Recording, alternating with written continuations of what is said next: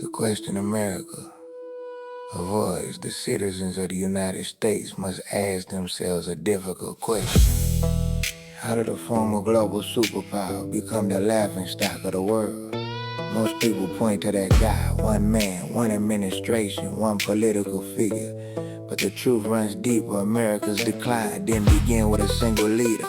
It began with the investments the United States has made for more than 50 years. Investments rooted in a rigid routine of militarism.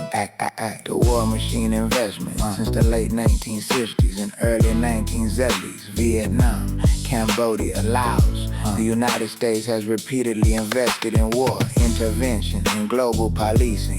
Throughout the Cold War, the U.S. toppled governments or influenced political outcomes in China, Iran, Guatemala, Congo, Iraq, Libya. These actions were justified as protecting democracy, but many historians argue they resemble modern colonization, using military power to shape foreign nations.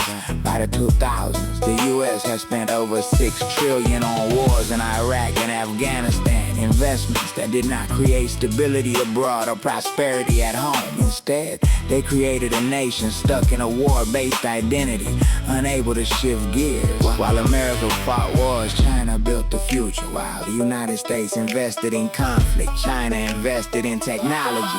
From the 1990s onward, China poured resources into AI development, semiconductor manufacturing, high-speed rail, renewable energy, cyber capabilities, advanced weaponry. By 2010, China surpassed Japan as the world's second largest economy. By 2023, China led the world in 5G infrastructure, drone manufacturing, and quantum research. China didn't need to flex military muscle. They built the tools that power the future. Today, China openly challenges the United States because it knows its technological foundation is strong enough to back its words. Their nuclear arsenal is smaller than America's, but their integration of technology into weaponry has shifted the balance of power. The consequences at home while China advanced. The American people paid the price of their government's outdated investments.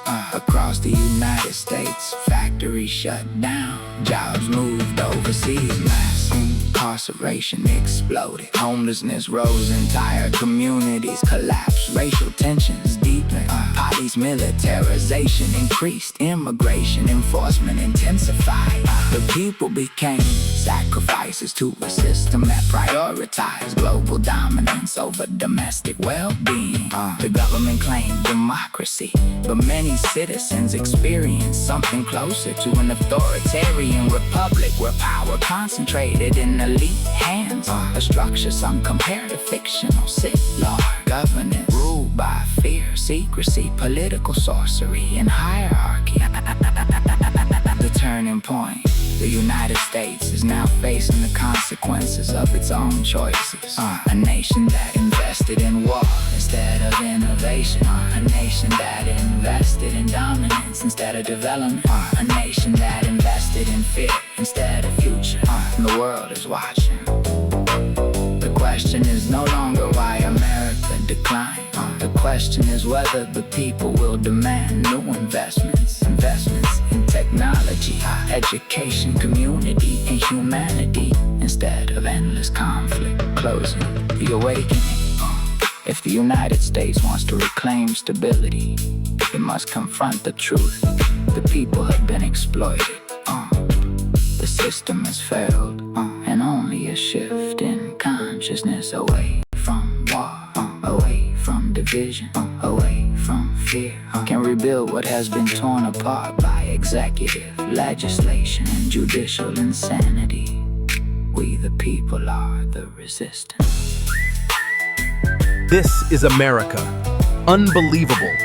Yet, you reap what you have sown. Divine justice.